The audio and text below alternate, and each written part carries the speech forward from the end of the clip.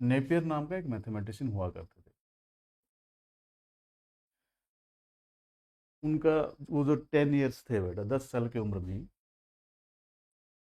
when he was just 10 years old, he was asked by his teacher, even the teacher asked the entire students actually to find the sum of natural numbers up to 100. The teacher asked them to find the sum of natural numbers up to 100, and Napier could solve it in less than no time. And the answer came out to be 5050. There we have derived a formula to find the sum of n terms of any sequence, not necessarily AP. If you are given any sequence, for those sequences, using this method, we can find the sum of first n terms of that sequence. तो उन्होंने find कैसे किया बेटा? उस सम को उन्होंने s मान लिया। अगर ये सम को s मान लिए, एडिशन इज कम्यूटेटिव, हमें सब पता है बेटा। 100 तो इसके बगल में क्या होना चाहिए? 99, उसके बगल में 98 होना चाहिए। अब तो देख के समझ में आया, नेचुरल नंबर्स भी एपी है विथ कॉमन डिफरेंस 1। अगर ये सम 1 से लेकर 100 तक एस हुआ, तो रिवर्स गियर में जो सम लेंगे वो भी एस के ही बराबर होगा, क्योंकि एडिशन जो होता है बेटा वो कम्यूटेटिव होता है। तो उस सम को भी उसने एस नाम दिया। तो ये 100 प्लस 99 ऐसे चलता जाएगा, और लास्ट टर्म में कितना आ जाएगा बेटा? 1। उससे बगल वाले टर्म में कितना आएगा? 2। इन दोनों सम को उसने एस और एस से जोड़ दिया। L H S equal to 2s।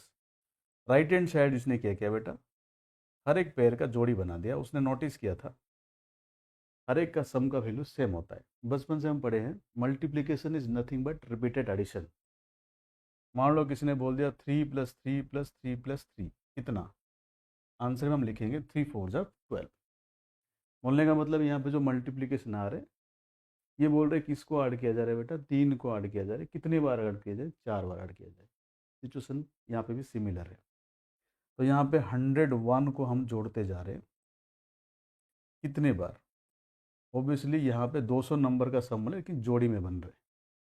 तो हर जोड़ी से 200 नंबर का पेयर अगर जोड़ी बनाओगे तो कितना जोड़ी बनेगा? 100 टाइम्स, क्योंकि टोटल जो यहाँ पे पेयर्स बन रहे हैं वो पेयर को गिन रहे। एक एक पेयर का वैल्यू 101 है, क्योंकि देर आर 100 सच पेयर्स। आपने किसको मल्टी ऐड किया? 101 को ऐड किया। कितने बार ऐड किया? 100 टाइम्स। जैसे 3 को ऐड किया 4 बार, 3 4 जो होता है। 100 को ऐड कर रहे हो, 101 को ऐड कर रहे हो 100 टाइम्स, तो वैल्यू क्या आएगा बेटा? 101 times 100। Okay, using that logic. तो इसने s का वैल्यू तुरंत फाइंड कर लिया। 101 इंटू 100/2। 2 से कैंसिल किया था बेटा 50, and the answer came out to be 5050। No big deal. इसी मेथड से हम लोग क्या करेंगे? एपी का फर्स्ट n टर्म्स का सम फाइंड करेंगे।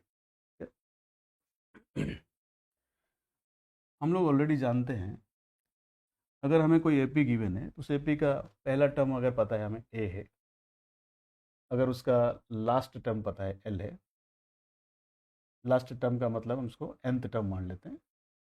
अगर ये nth टर्म हुआ तो बताओ बेटा उस एपी में कितना टर्म्स होंगे? अगर मुझे लास्ट बच्चे का रोल नंबर पता है, पूरे क्लास का मैं नंबर्स बता सकता हूँ। सिमिलरली, अगर एक एपी का लास्ट टर्म मुझे पता है, लास्ट टर्म का मुझे पोजीशन पता है, इसका मतलब है मैं उस एपी में पूरा कितना नंबर से कितना टर्म से वो गिन पाऊंगा। तो इस एपी का सम के लिए उसने नाम दे दिया एस एन। तो यहाँ से जो नोटेशन होता है वो भी काफ़ी इंपॉर्टेंट होता है, इसको पढ़ने का तरीका भी आपको आना चाहिए। एस एन का मतलब है S for sum, sum of first N terms of the sequence. मैं ये वर्ड यूज़ करूँगा सीक्वेंस, क्योंकि इस मेथड से आप कोई भी सीक्वेंस का सब निकाल सकते हो। एपी जो जरूरी नहीं, एपी ही, कोई भी सीक्वेंस। फिलहाल आप एपी के लिए पढ़ रहे हो तो एपी के लिए फॉर्मूला ड्राइव करेंगे।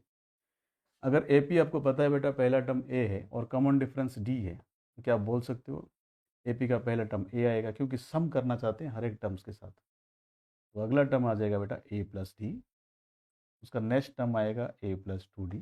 ऐसे कहाँ तक चलेगा? हम जानते हैं बेटा लास्ट टर्म को हमने क्या मान लिया है? एल मान लिया।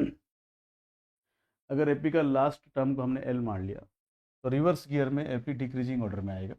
ये एल माइनस डी आएगा, तो ये एल माइनस 2d आएगा। रिमेंबर, हम सबके सारे टर्म्स के बीच में प्लस का साइन रखे हुए हैं।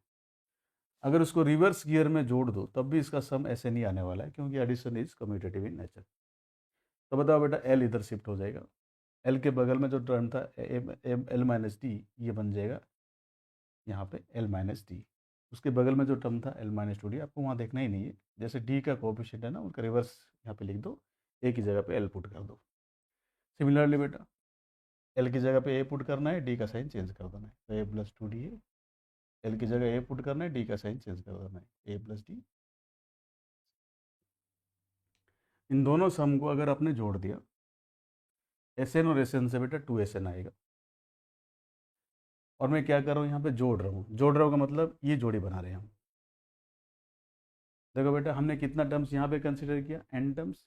यहाँ पे भी एन टर्म्स कंसिडर किया, टोटल तो टू एन टर्म्स जोड़ रहे हैं, लेकिन हर एक टर्म्स के दो दो करके जोड़ी बना रहे हैं। तो कितना टो पेयर्स बनेगा, ऑब्वियसली एन टो पेयर्स बनेगा। लेकिन हर पेयर में जो वैल्यू आएगा वो आएगा ए प्लस एल। सर कैसे? क्योंकि डी का साइन कोफिशिएंट एक्सचेंज है प्लस माइनस के साथ। बताओ बेटा, ये टू डी, ये two D, A D, A D, सारे डीज का जो कोफिशिएंट है वो प्लस माइनस होने के कारण कट जाएंगे। तो बेटा ए प्लस एल हुआ, यहाँ पे भी ए प्लस एल हुआ। बताओ for how many times you are going to get A plus L, we are going to get it for N times. क्या हमने पढ़ रखा है, multiplication is nothing but repeated addition. Is there any repeated addition? Yes sir. A plus is getting added repeatedly for how many times? N number of times. So can we write it as A plus D into N? Obviously we can write it as A plus L into N, because A plus is L is getting added for how many times? N number of times. So बताओ ये 2SN is going to be N times A plus L. N times A plus L. तो बताओ बेटा SN find करना है हमें 2SN find नहीं करना है, SN का वैल्यू हमें फाइंड करना है। तो SN कितना हो जाएगा, N by 2 into A plus L. This is going to be the formula for the sum of first n terms of an AP. एक AP का पहला n terms का जो सम होता है वो n by 2 into A plus L। Very productive formula है। अगर मुझे L का वैल्यू भी पता है ना तो मैं इसी फॉर्मूला को यूज़ करूँगा। लेकिन क्या होता है कभी कभार ये L का वैल्यू हमें डायरेक्टली गिवन नहीं होता है, तो उस केस में n के सहारे में हम इस फॉर्मूला को थोड़ा सा एक्सपांड कर लेंगे। तो हमारा जो जनरल फॉर्मूला बनेगा वो ये है, क्योंकि हम ऑलरेडी जानते हैं जो हमने लास्ट टर्म यहाँ पे लिया ना वो nth टर्म ही है, तभी तो इस सम में n टर्म्स आएंगे। अगर इस सम में n टर्म्स अपने कंसिडर किया, अगर 100 बच्चे क्लास में तो लास्ट बच्चे का रोल नंबर भी क्या होना चाहिए, 100 ही होना चाहिए ना। तो इस L का पोजीशन क्या होना चाहिए, nth टर्म, तो हमने इसको nth टर्म माना। अगर ये nth टर्म है, इसका हमने मेरे पास फॉर्मूला ही बेटा, क्या फॉर्मूला है, a plus n minus one into d. Let us replace this L by a plus n minus 1 into d. We are going to get it Sn as n by 2 multiplied by a plus L की जगह हमने put कर लिया a plus n minus 1 into d।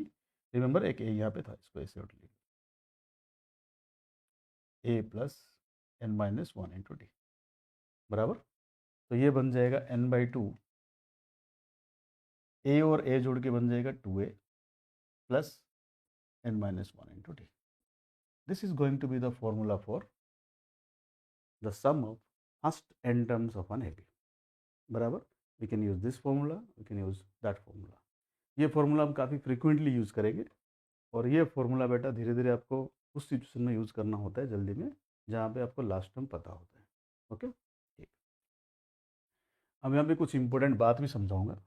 एक छोटी छोटी बात है बेटा जो आपको समझना है। इस फॉर्मूला देख के आप तुरंत बोल सकते हो Sn इक्वल टू, थोड़ा नीचे लिख रहे हैं बेटा, Sn का जो फॉर्मूला आया यहाँ पे वो कितना आया, n by 2 into 2a plus n minus 1 into D. Okay, अगर इस फॉर्मूला में n का वैल्यू को मैं अंदर मल्टीप्लाई कर दूँ, क्या n से n मल्टीप्लाई होते ही n स्क्वायर प्रोड्यूस होगा। इसका मतलब ये जो भी एक्सप्रेशन बनेगा ना, this is going to give you a quadratic expression in n। ये n में एक क्वाड्रेटिक बनाएगा, तो याद रखना इसको, बाद में यूज में लेंगे। सम का फॉर्मूला में हमेशा n के ऊपर जो फॉर्मूला बनता है वो n एक्चुअली में एक क्वाड्रेटिक एक्सप्रेशन क्रिएट करेगा बेटा इन n।